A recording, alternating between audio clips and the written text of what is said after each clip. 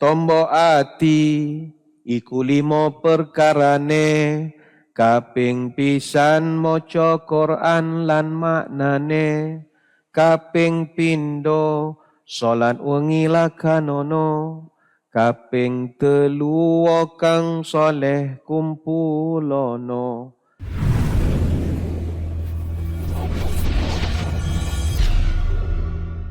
Apa yang kita nak sama-sama ambil kesedaran? Kebetulan kita pun dah berada di bulan Ramadan Al-Mubarak. Hari ini pula hari yang keempat kalau tak salah kiraannya. Kita kena akui kalau kita membaca hadis-hadis tentang kegigihan Nabi SAW melaksanakan solat malam, kita akan rasa terpukul sekali. Bagaimana seorang insan yang tidak ada sebarang kesalahan di sisi Allah, tetapi baginda seorang yang sangat menjaga sembahyang malam. Tuan-tuan, Nabi ni dijamin oleh Allah masuk surga. Jamin. Kita tak ada orang nak jamin kita. Tak ada. Nabi juga sebaik-baik manusia. Bahkan bukan sebaik manusia. Kalau Nabi-Nabi tu baik, Nabi kita Nabi terbaik. Sampai dipanggil Sayyidil Mursalin. Segala Rasul, dia hak number 1. Bayang, baik tak baik? Nabi ni orang yang telah Allah jamin dibebaskan dari sebarang bentuk dosa. Liyaghfira lakallahu ma taqaddama min dzambika wa ma ta'akhkhar wa yutimma ni'matahu 'alaika wa yahdiyaka siratan mustaqima. Wahai Muhammad, kata Allah, aku ampunkan segala salah silap engkau yang dulu dan akan datang. Aku sempurnakan segala nikmatku pada kamu. Aku tambah pada kamu petunjuk ke arah jalan yang betul dalam melaksanakan agama ini. Surah Al-Fatah ayat yang kedua. Namun bayangkanlah muslimin muslimat sekalian. Walaupun Nabi kita ni dapat jaminan daripada Allah, dia punya sembahyang malam luar biasa sekali. Dan umur Nabi bukannya muda. Dia jadi Nabi umur 40. Kemudian aktifnya umur 50. Artinya dia wafat umur 63. Sedang-sedang umur-umur pencen je. Tapi bagaimana komitmen dia sembahyang malam. Sembahyang malam ni tuan-tuan, dia kalau talian, dia direct line. Direct line. Saya selalu buat perumpamaan, kita kalau nak minta tolong dengan orang besar pakai kabel macam-macam, kita kena berani telefon orang besar-besar ni. Tapi orang besar ni pula dia ada banyak talian. Contoh tuan-tuan nak telefon Perdana Menteri. Perdana Menteri dia ada nombor telefon pejabat. Tapi tu nak sampai ke Perdana Menteri berapa lapis lah telefon tu. Setiausaha ni, pegawai khas ni, baru sampai ke dia. Tu pun kalau sampai. Tapi ada orang tertentu yang Perdana Menteri bagi direct nombor. Ustaz apa-apa telefon nombor ni. Sebab itu orang yang sembahyang malam ni, dia dapat guna talian direct line. Dia kalau talian hotline ni dengan Allah Ta'ala, nombor dia mudah saja. Semua orang guna 24434. 2 subuh, 4 zuhur, 4 asar, 3 maghrib, 4 isyak. Ini hotline, biasa, line biasa. Bukan di masjid negeri saja kita guna talian ini, satu dunia pakai. 24434. Boleh dapat bantuan. Boleh, tapi queue panjang lah. Satu dunia mohon. Justru untuk nak memudah cara kepada hamba-hambanya memohon sesuatu pada dia, Allah buka satu lagi talian namanya direct line. Berapakah nombor direct line ini dan bila boleh digunakan? Tengah malam. Kenapa tengah malam? Kadar murah. Di luar waktu puncak. Siang line mahal telefon. Siang 1 minit 30 sen. Malam 3 minit 10 sen. Sebab apa malam murah? Sebab orang lain ramai tak guna line. Kita seorang yang gode nombor itu. Berapa nombor dia? Mudah sangat. Boleh hafal. 222 22222 3. Itu je nombor dia. Tutupkan dengan 3. Wa minal laili fatahajjat bih. Nun di keheningan malam kamu bangun tahajud pada aku. Semayang 2 rakaat. Ikut cara Nabi lah buat 2, tutup dengan 3. Orang kalau gunakan direct line ini, mintalah apa saja, insya-Allah dapat. Sebab itu ada orang mengeluh, saya tak erut ustaz nak semayang sampai banyak rakaat ni. Sebab itu datangnya Ramadan, kita dilatih semayang tarawih. Tarawih itu latihan qiyamul lail. Tu sebab kita semayang tarawih, tuan-tuan ukurlah kedua kita sendiri. Habis, Assalamualaikum warahmatullahi, Assalamualaikum warahmatullahi, habis tarawih. Nak sama lagi 2. Aduh, mati aku macam ni. Ini baru tarawih, bukan semayang tengah malam ni. Tapi tak apa, baru hari ke-4. Tengok hari ke-5, ke-6, ke-7, kita jadi seronok. Cukup sebulan, percayalah kalau orang tu komit buat tarawih tiap-tiap malam, tanpa gagal, dia boleh kekalkan semayang malam. Kita jadi ketagih. Macam tuan-tuan puan-puan yang dah mengaji hari ke-4 ni, percayalah, mengaji ni dia ketagih. Dia jadi sedap, dia panggil zuk. Baca 1 juzuk sehari. Lepas semayang, tak pegang tu rasa ada benda kurang. Macam ada orang dia jogging. Kalau sehari tak jogging, dia badan dia lain macam. Bulan puasa boleh jogging juga, dia tak sedap tak jogging. Ibadat pun sama. Kalau dah 3-4 hari buat ni, dia ada zuk. Jadi semayang malam pun, patutnya ada zuk lah ni. Dah malam ni malam ke-5. Tapi lah semayang malam ni, semayang tengah malam. Susah. Kita tengah hari pun payah, nak semayang tengah malam apa. Nama pun tahajud. Tahajud ni pula syarat dia kena tidur dulu. Kita nak tahajud macam mana? Tidur tak terkejut. Tak tahajud lah kalau tak terkejut. Tapi saya ingat kalau kita tengok Nabi SAW, kita jadi malu. Tuan-tuan sekalian, Nabi ni dia punya kesungguhan semayang malam ini begitu luar biasa. Sampai isteri dia sendiri risau. Isteri dia risau dia semayang malam. Macam kita tuan-tuan, isteri kita risau, kita tak semayang langsung. Abang ni dah tua, dah cucu, subuh pukul 8 sokmom. Dia susah hati benda gitu. Nabi ni sebab semayang malam sokmom sampai Aisyah jadi, ialah isteri kan, takutkan tidur tak cukup ke apa ke.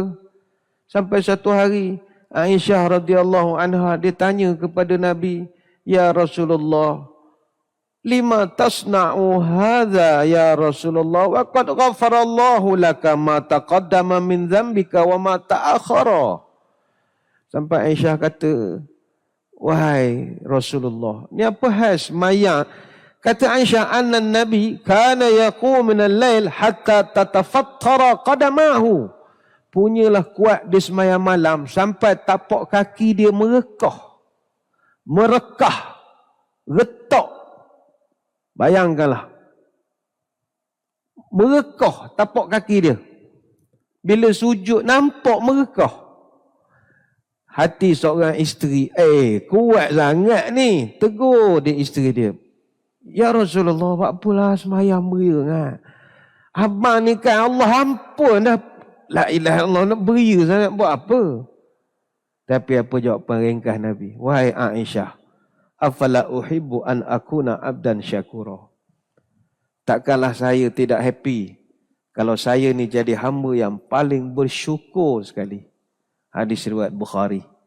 Rupanya ada makam tertentu dalam kita menjalankan ibadah, kita buat bukan kerana pahala lagi. Buat bukan kerana nak syurga lagi, tapi buat kerana syukur. Saya ingat tuan-tuan puan-puan pun ada dah makam itu. Ada orang dia bayar zakat fitrah RM7. Dia bayar zakat, dia tak rasa dia bayar zakat tu kerana paksaan, kerana kalau tak bayar satu kesalahan undang-undang, tak.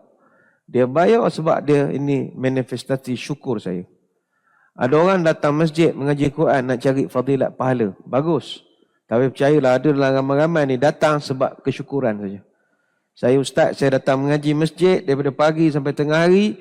Ini cara saya nak mengucap terima kasih syukur pada Allah kerana beri saya banyak nikmat. Anak-anak saya berjaya, saya sihat.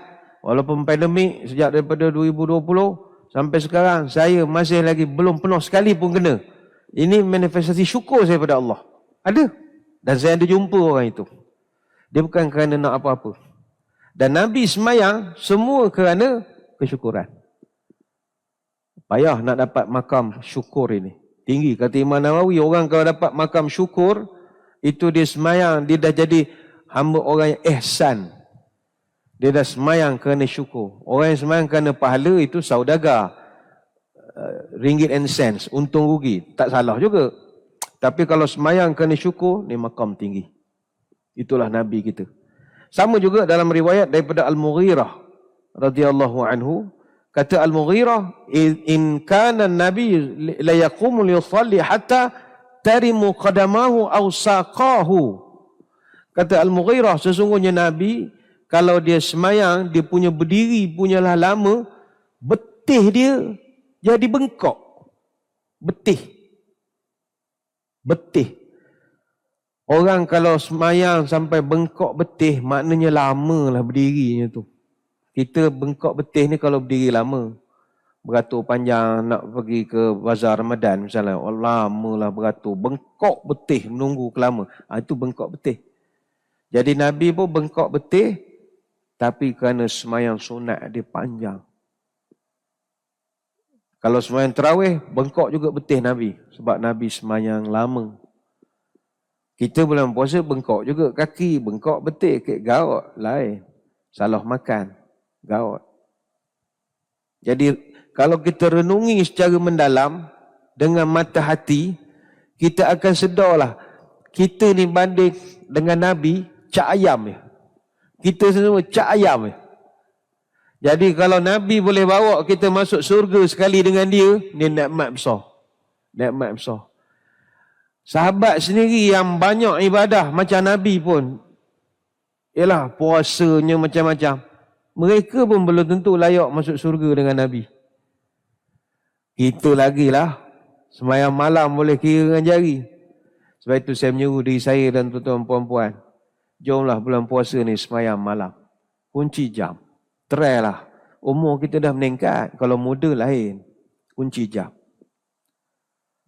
Ada satu pesanan daripada seorang wali Songo, namanya Sunan Bonang. Sunan Bonang ni, orang pernah tanya kepada dia, wahai Tuan Guru, kalau kita selalu ada masalah jiwa, masalah hati, susah hati, sokmo, bimbang, kecewa, mana hati dia ada problem, tak happy, apa nak buat wahai Tuan Guru?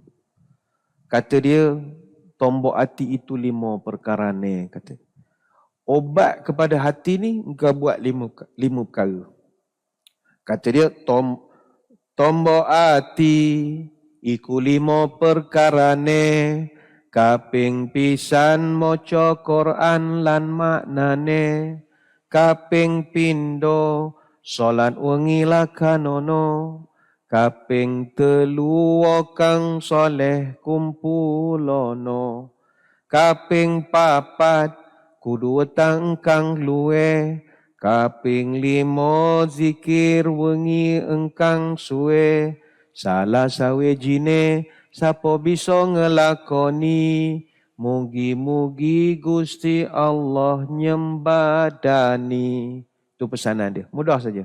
Sunan Bonang nama, ingat nama dia, Sunan Bonang. Dia wali Songo ni ramai. Yang kita kenal Kalijogo saja. Dia ada lagi Sunan Bonang. Sunan Bonang ini, kalau ikut sejarahnya orang Cina katanya, Bonang. Wallahualam, malah nak bahas sangat bab ini. Dia beri nasihat, kalau engkau nak ubat hati engkau 5 perkara. Obat hati ada 5 perkaranya. Yang pertama, baca Quran dan maknanya. Yang kedua, salat malam dirikanlah. Yang ketiga, berkumpullah dengan orang saleh. Yang keempat, perbanyaklah berpuasa. Yang kelima, zikir malam berpanjanglah. Salah satunya siapa bisa menjalani, moga-moga Gusti Allah mencukupi, kata dia. 5 ya, senang sangat. Senang cakap lah, buat payah. Tapi boleh buat bulan puasa ini. Nombor 1 kata dia, baca Quran. Tahniah pada tuan-tuan perempuan datang ke masjid, baca Quran. Buat halakah-halakah kecil, bagus. Tetapi, moco Quran lan maknane, kata dia. Engkau mesti baca Quran, kemudian selakkan maknanya. Baru dia ada sampai ke hati. Tengok.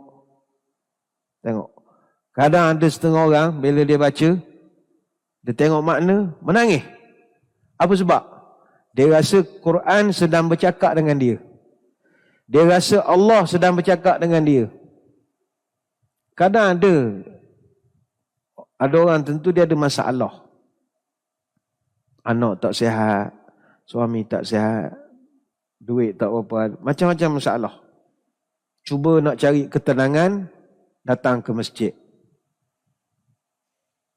Mungkin suaminya sakit di rumah ke apa, penat jaga orang sakit ni. Jadi ada luar masa sekejap, ada orang lain tengokkan, datang ke masjid mengaji Quran. Ada hari kita tanya, ya Allah, ngapa berat sangat ujian aku ni ya Allah. Jaga suami sakit lagi, duit tak apa ada, anak-anak pun bukanlah semua berjaya. Kita membaca. Ada hari, percayalah tuan-tuan perempuan, kita baca ayat itu seolah-olah sedang bercakap dengan kita. Itu sebab tu. Kadang kita baca, tengah baca mikir banyak masalah. Tiba keluar, asa an takrahu syai'an wa huwa khairul lakum. Wa asa an tuhibbu syai'an wa huwa syarrul lakum. Mungkin benda yang kamu suka itu tak molek untuk kamu. Mungkin benda yang tak molek untuk kamu, bagus untuk kamu. Dia ada ayat-ayat tertentu dalam Quran ni yang bila kita kebetulan sampai, kena ke aku? Ataupun pagi tadi kita ada orang minta sedekah, kita buat tak nampak. Sampai masjid, hari ni baca, kena ayat sedekah pula dah. Ya ayyuhallazina amanu anfiqu mimma sudah. Kena tegur dah. Dia rasa begitu. Kena dah aku ni. Balik kan gagal lah mencari balik mana orang-orang minta tadi. Orang kalau dah sampai tahap itu, dia sedang bermanja dengan Tuhannya. Dia rasa Tuhan dia bercakap dah dengan dia. Dan ini ilmu rasa, tak dapat semua orang. Dia sedang baca ayat Quran, Allah bercakap dengan aku rasa ni. Ini Allah tegur aku ni. Sudahlah. Dia rasa begitu. Lepas itu, moco Quran lan maknane. Kata, mesti engkau memerhatikan maksudnya. Yang kedua, semayang malam. Jangan tinggal. Kuncilah jam. Dalam usia kita sekarang ini, moleklah kita berpenat-penat di dunia, tapi kita bersenang-lenang dalam kubur nanti. Baring, tidur, tak ada masalah. Sebab kita dah berpenat di dunia. Penat, semayang malam ni penat. Tapi awal-awal saja, lama-lama esok, kita ada kekuatan batin, firasat tepat, insya-Allah. Kalau semayang malam. Yang ketiga, wakang soleh kumpulono. Sering berkumpul dengan orang baik-baik. Tuan-tuan datang masjid, kumpul sama-sama halakah kita, semua orang baik-baik lah. Tak ada yang lepas pada mengaji, maulah kita minum air, lantak lah. Bukannya tahu, tak. Semua buat benda baik semua. Duduk dengan orang baik-baik. Yang keempat, berpuasa. Dan itu yang sedang kita lakukan. Dah bonus dah. Dan yang kelima, zikir waktu malam, panjang-panjanglah. Kalau siapa boleh buat benda ini, kata Sunan Bonang, tombok hati katanya. Hatinya akan dirawat. Hati dia akan balik jadi bersih betul-betul. Amalkanlah. Dalam banyak-banyak yang susah kita nak buat, semayang malam. Jadi kita harap pada hari ini, semangatlah kita nak melakukan semayang malam ini. Keutamaan semayang malam ni kata ulama' nombor 1 sekali, Allah Ta'ala akan angkat orang ni pada kedudukan yang terpuji dan paling utama sekali. Wa minal laili fatahajjat bihi nafilatan lak. Asa ayyab'athaka rabbuka maqaman mahmuda. Dan bangunlah kamu pada sebahagian waktu malam dan kerjakanlah solat malam. Itu adalah ekstra untuk kamu. Nafilatan lak. Itu ekstra. Kalau kamu boleh buat, kamu ni extraordinary.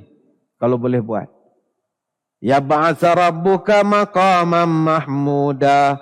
Dan Allah akan menempatkanmu pada hari kiamat pada kedudukan yang terpuji.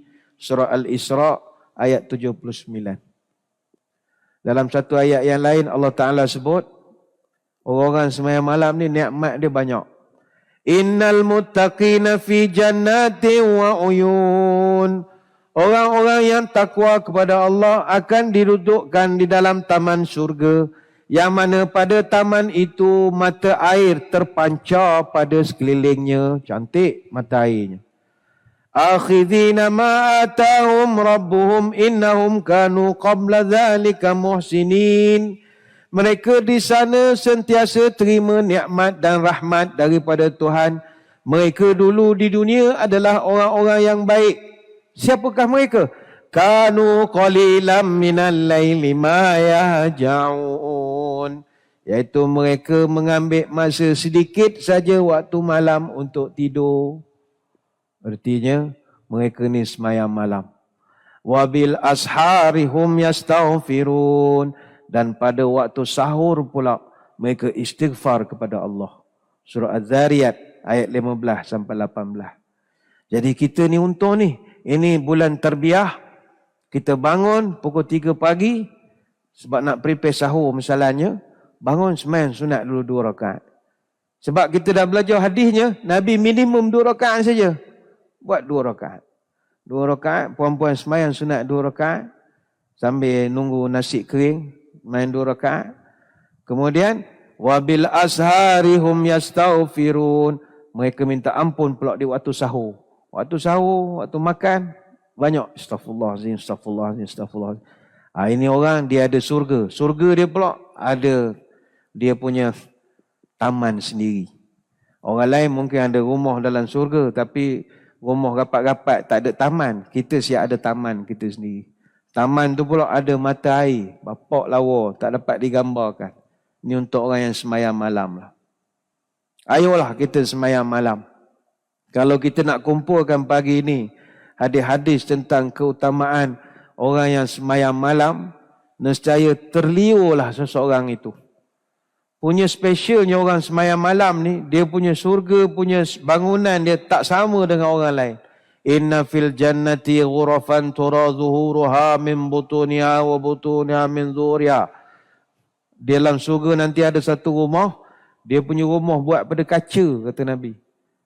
Orang dalam boleh tengok orang luar tak boleh tengok orang dalam. Sampai sahabat tanya, ya Rasulullah, liman iya ya Rasulullah. Oh, untungnya rumah kaca. Bayanglah, 1400 tahun dulu, mana orang Arab duduk zaman dulu terfikir rumah pada kaca. Kita sekarang tak pelik lah, banyak dah hotel buat pada kaca. Dulu, rumah pada kaca. Siapa yang boleh duduk situ ya Rasulullah? Liman atabal kalam, wa at'amat ta'am, wa adamas siyam, wa shalla lillah bil laili wa nasuniyam. Orang yang boleh dapat rumah ni tuan-tuan boleh buat. Pertama sekali adalah orang yang atabal kalam, orang yang jaga percakapan. Dia tak bercakap benda ngarut, melainkan yang molek-molek. Kita bulan puasa pagi ni baca Quran, mana dia cakap ngarut? Ini kalau mati surga buat pada kaca. Yang kedua, wa at'amat ta'am, beri orang makan. Belanja orang makan.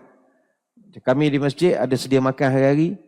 Kalau tuan-tuan nak menyelik, nak selitkan pada meja tu, nak letak apam balik ke apa, ahlan masalah, letak dessert ke apa ke, niatkan ini beri orang makan berbuka puasa, tambahan hidangan. Kemudian wa adamas siyam, orang kerak puasa. Kita semua sedang berpuasa sekarang ni. Yang keempat payah sikit, wa shalla lillah bil lail wa nasuniyam, sembahyang malam. Jadi kalau dapat komplit ni, sembahyang malam ada, puasa ada, beri orang makan ada, cakap jaga, dapat surga yang paling special sekali yang Allah Ta'ala janjikan. Ini hadis riwayat Imam At-Tirmizi. Jadi Kalau nak kumpulkan hadis-hadisnya begitu banyak sekali. Hingga kan kata para ulama adalah satu yang mengherankan. Apabila orang ini begitu banyak ganjaran yang Allah janjikan orang yang sembahyang malam, tapi masih belum sanggup dia nak buat. Padahal ada amalan-amalan lain itu, ganjaran yang Allah Ta'ala janjikan, hadisnya mungkin 1 atau 2 saja. Tapi orang buat bersungguh-sungguh. Tapi kalau sembahyang malam ni, dia macam tak ada sambutan sangat daripada masyarakat. Sedangkan sembahyang malam ini adalah tanda orang tu betul-betul rapat dengan Allah Ta'ala. Sebab itu, Nabi sebut, aqrabu ma yakunu rabbu minal abdi fi jawfil lailil akhir.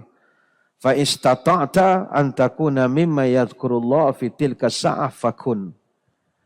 Momen yang paling dekat sekali antara seorang hamba dengan Tuhannya adalah pada tengah malam terakhir. Dalam setengah riwayat menyebut Allah Ta'ala telah dengan rahmatnya turun ke permukaan bumi ini. Daripada kemuliaan dia turun melihat sendiri mana hambanya yang sembahyang malam. Maka kata Nabi, kalau kamu boleh menjadi sebahagian daripada momen itu, fakun, lakukanlah. Hadis Tirmizi. Jadi buatlah sembahyang malam. Di negara kita kalau nak buat sembahyang malam ni senangnya pukul 3 pagi lah. Itu yang paling mudah. Kenapa saya sebut negara kita? Sebab lain negara, lain cara kiraan tengah malamnya. Kalau siang panjang, lain pula. Ada masa malam pendek, ada masa malam panjang, siang pendek. Tapi kita konsisten, saya ingat mudah kalau pukul 3 pagi. Pukul 12 boleh, tak berapa tu sangat lagi. Dia tak berapa tenang sangat. Dalam konteks Malaysia ni pukul 12, pedoh. Budak tak tidur lagi pukul 12. Pukul 3 ni dia quiet sikit lah, insyaAllah. Jadi kita simpulkan, buatlah sembahyang malam, khususnya kalau kita sedang berada dalam kesusahan. Itu lagilah kena sembahyang malam.